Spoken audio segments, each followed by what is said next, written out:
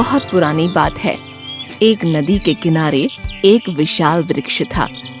उस वृक्ष पर कई पक्षी रहते थे। दिन में वे भोजन की तलाश में जंगल में जाया करते और शाम को पेड़ पर स्थित अपने अपने घोंसलों में लौट आते। यही उनका दिन क्रम था। एक दिन एक अंधा हंस वहां आया। वह वृद्ध हो चला था। पक्षियों ने उसे दया भाव दिखाते हुए आश्रय दे दिया। पक्षी जब भोजन की तलाश में जाते तो हंस के लिए भी भोजन ले आते थे। बदले में वह उनके बच्चों की देखभाल कर दिया करता था।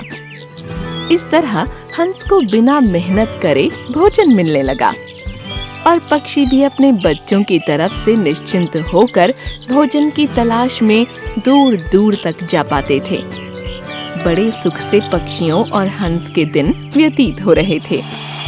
एक दिन कहीं से एक बिल्ली उस जंगल में आई। इधर उधर भटकते हुए जब वह उस पेड़ के पास से गुजरी तो उसकी नजर पक्षियों के अंडों और बच्चों पर पड़ी। उसके मुंह में पानी आ गया। वह उन्हें खाने के लिए पेड़ पर चढ़ी तो पक्षियों के बच्चे अपने बचाव के लिए शोर मचाने लगे। शोर सुनकर हंस चिल्लाकर बोला, कौन है? बिल्ली डर गई और पेड़ से नीचे उतर आई और हंस को नमस्ते कर बोली, हंस जी, मैं बिल्ली हूँ। यहीं पेड़ के पास रहती हूँ। जंगल के पक्षियों से मैंने आपकी बहुत प्रशंसा सुनी है, इसलिए दर्शन हेतु चली आई। कृपया मेरा प्रणाम स्वीकार करें। हंस ने उसे वहाँ से चले जाने को कहा।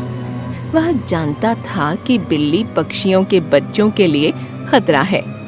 बिल्ली समझ गई कि भले ही हंस अंधा और बूढ़ा क्यों ना हो, उसके रहते पक्षियों के अंडों और बच्चों पर हाथ साफ करना असंभव है। वह किसी तरह अपनी चिकनी चुपड़ी बातों से उसे विश्वास में लेने का प्रयास करने लगी। वह बोली, हंस जी, मैं जानती हूँ कि आपको मुझ पर शक है। आपको लगता है कि मैं पक्षियों के बच्चों को अपना भोजन बना लूंगी, किंतु भरोसा करें, ऐसा नहीं है। एक दिन एक महात्मा से मिलने के बाद मैंने मांस खाना छोड़ दिया है। मैं पूर्णतः शाकाहारी बन गई हूँ और अपना समय मैं दूसरों की मदद करने में लगाती हूँ। आपकी प्रशंसा सुनकर आपके सानिध्य में कुछ दिन व्यतीत करने का विचार कर आपके पास आई हूँ। कृपया मुझे अपने चरणों में स्थान दें। हंस उसकी चिकनी चुपड़ी बातों में आ गया और उस पर विश्वास कर बैठा। उसने उसे अपने साथ पेड़ पर रहने की अनुमति दे दी। बिल्ली तो यही चाहती थी। वह हंस के साथ उसी पेड़ पर रहने लगी और मौका पाकर एक एक कर पक्षियों के अंडे और बच्चे खाने लगी। एक एक कर अपने बच्चों और अंडों के गायब होने से सभी पक्षी चिंतित और दुखी थे। एक दिन सबने इसकी पड़ताल करने की ठानी। जैसे ही बिल्ली को इस बात का अंदेशा हुआ, वो पेड़ छोड़कर भाग गई। इधर पड़ताल करते हुए पक्षियों ने जब पेड़ के कोटर में झांका तो उन्हें वहाँ ढेर सारे पंख पड़े हुए दिखाई दिए। उन्हें लगा कि हंस ने ही उनके बच्चों को खा लिया है। वे सभी गुस्सा हो गए और चोंच मार मार कर बूढ़े हंस को मार दिया। बिल्ली पर विश्वास कर बेचारा हंस व्यर्थ में ही अपने प्राणों से हाथ धो बैठा। इस कहानी से हमें यह समझ आता है कि जिसके स्वभाव की जानकारी न हो उसे आश्रय नहीं देना चाहिए। जंगल में एक छोटा सा बंदर का बच्चा अपनी माँ की गोद से उतरकर इधर उधर उछल रहा था। सोना बेटा, उधर मत जाओ, इधर मेरे पास आ जाओ। ठीक है माँ। बिल से आवाज कैसी आ रही है? मैं अभी देखता हूँ। नहीं नहीं, आगे मत जाओ। सोना माना नहीं। वो बिल के पास चला गया। बिल के अंदर एक भयानक सर्प को देखकर वो डर गया। माँ, यह देखो लंबा सा जानवर। इसके मुंह में 2 जीभ हैं, काटने आ रहा है। बेटा पीछे आ जाओ, वह सांप है, तुम्हें काट लेगा। बंदरिया माँ ने झपट कर सोना बेटे को पीछे खींच लिया और उसी समय सांप आगे आ गया। बंदरिया माँ ने अपने बच्चे को सांप से बचाने के लिए पीछे कर दिया। उसका ध्यान बच्चे की तरफ था।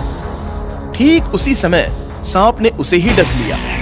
वो भय और दर्द से कराह उठी। सांप भाग गया और माँ बेचारी जमीन पर गिरकर रोने लगी। उसे अपनी मौत से ज्यादा अपने बेटे सोना के अकेले हो जाने का भय सताने लगा। यही बात उसके दिल को बार बार कचोट रही थी।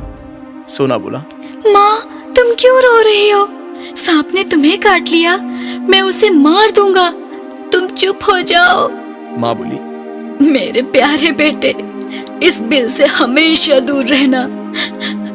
मैं अब बच नहीं पाऊंगी। तुम अपने लोगों के साथ रहना, अकेले कहीं मत जाना। बड़े लोग जैसा समझाएंगे उनकी बात मानकर चलना। जंगल में बहुत खतरे रहते हैं बेटा। माँ, ये क्यों कह रही हो कि बच नहीं पाओगी? तुम्हें कुछ नहीं होगा। चलो उठो, मेरे साथ चलो। वह सांप फिर आकर काट सकता है, मैं उसे डंडे से मारूंगा। बेटा, यहाँ से चले जाओ, अपना ख्याल। बंदरिया माँ ने अपनी बात पूरी भी नहीं की और उसके प्राण पखेरु उड़ गए। उसका बेटा सोना उससे लिपट कर रोने लगा। माँ, चुप क्यों हो गई? सबसे बड़ा गुनहगार मैं हूँ, तुम्हारे मौत का कारण भी मैं हूँ। मैंने तुम्हारी बात नहीं मानी, मुझे बचाने के लिए तुमने अपनी जान दे दी। हे भगवान, मुझे मार दो, मेरी माँ को जिंदा कर दो। कुछ बंदर, कुछ भालू वहां पर आ चुके थे। उन्होंने सोना को समझाने की बड़ी कोशिश की। वो अपने साथ उसे जबरदस्ती लेकर जाने लगे, लेकिन वो तैयार नहीं हो रहा था। माँ को भी मेरे साथ ले चलो, मैं अकेले नहीं जाऊंगा। भालू बोला, बेटा, माँ का अलग इलाज होगा, तुम हमारे साथ चलो। यहाँ रुकना ठीक नहीं है, तुम्हें अपने से बड़ों की बात माननी चाहिए। इसी बात पर सोना ने सिर झुका लिया और उनके साथ भारी मन के साथ वहां से चल पड़ा।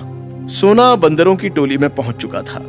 वो देख रहा था कि दूसरी बंदरियां माँ अपने बच्चों को बड़े प्यार से संभाल रही थीं और खिला रही थी। उसे अपनी माँ की याद आने लगी। एक आदमी एक बड़े से थैले में बहुत सारी खाने पीने की वस्तुएं लेकर आ गया।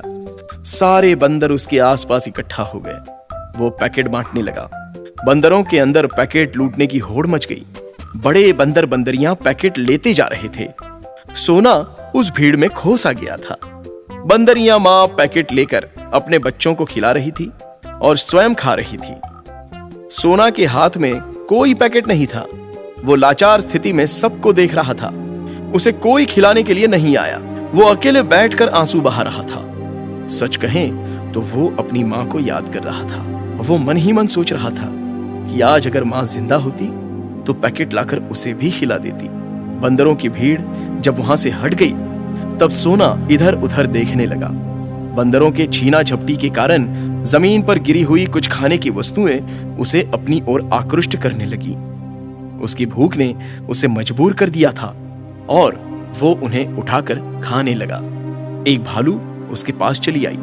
वो समझ गई थी कि सोना को बहुत भूख लगी है। सोना, मैं जानती हूँ तुम्हें बहुत भूख लगी है। तुम अपने आंसू पोंछ लो, आओ मेरा दूध पी लो। इतना कहकर भालू ने सोना को अपने पास ले लिया और दूध पिलाने लगी। थोड़ी देर में भालू का बच्चा राजा आ गया और उसने इस बात पर अपना ऐतराज जताया। माँ, तुम इस बंदर के बच्चे को दूध क्यों पिला रही हो? बेटा, यह भी तुम्हारा भाई है, इसे बहुत भूख लगी है। राजा बोला, ये बंदर का बच्चा है, मेरा भाई नहीं है। ए बंदर के बच्चे, चल भाग जा यहाँ से। ये मेरी माँ है, तुम्हारी माँ नहीं।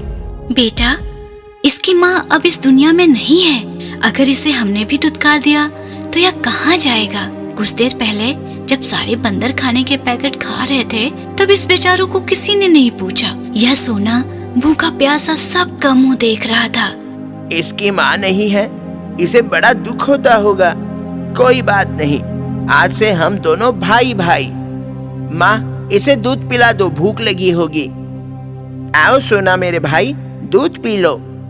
सोना बोला, आओ भैया, तुम भी पी लो। राजा और सोना में दोस्ती हो गई। वो साथ साथ रहते, खेलते और घूमते थे। एक दिन दोनों नदी किनारे पहुंच गए। उन्होंने प्यास लगने पर नदी का पानी पिया और किनारे पर पानी का मजा लेने लगे। राजा पानी में उतर गया सोना, तुम भी आ जाओ, पानी में मजा आ रहा है। सोना बोला, राजा, पानी का बहाव तेज है, आगे मत जाना, पानी गहरा होगा। इसी बीच राजा का पैर फिसल गया और वो गहराई की तरफ चला गया। वो डूबने लगा। वो किनारे पर सोना की तरफ आने की कोशिश कर रहा था, लेकिन पानी का बहाव उसे और आगे ले जा रहा था। सोना भी राजा को देखते हुए किनारे किनारे भाग रहा था। इसके बाद किनारे पर एक पेड़ आ गया और उसकी जड़ पकड़कर सोना पानी में उतर गया। राजा भाई, मेरी पूंछ पकड़ लो।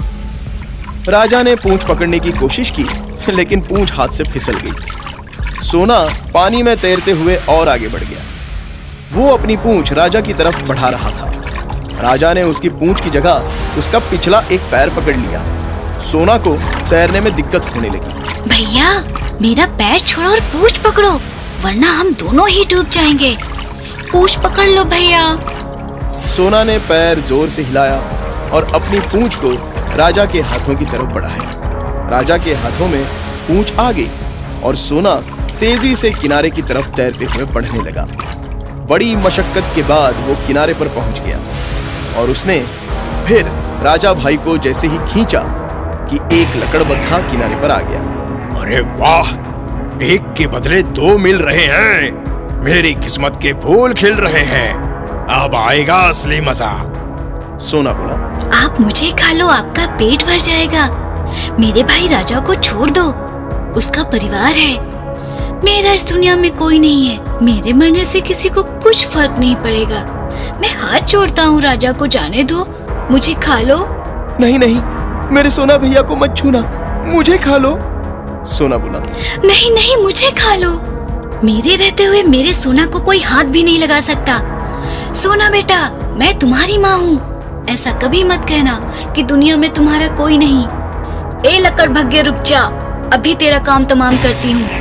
बच्चों को डरा रहा था। इतना कहकर भालू माँ ने लकड़बग्घे की पिटाई शुरू कर दी। वो किसी तरह अपनी जान बचाकर भागने लगा। भालू माँ ने अपने दोनों बच्चों को गले से लगा लिया। माँ, आज मैं डूब रहा था, सोना भैया ने मुझे बचा लिया। मेरा सोना भैया इस दुनिया का सबसे प्यारा भैया है। भालू माँ ने बड़े प्यार से अपने दोनों बच्चों को गले से लगा लिया और ममता और प्यार की बरसात होने लगी। उस दिन से राजा, सोना और भालू माँ एक साथ प्यार से रहने लगे।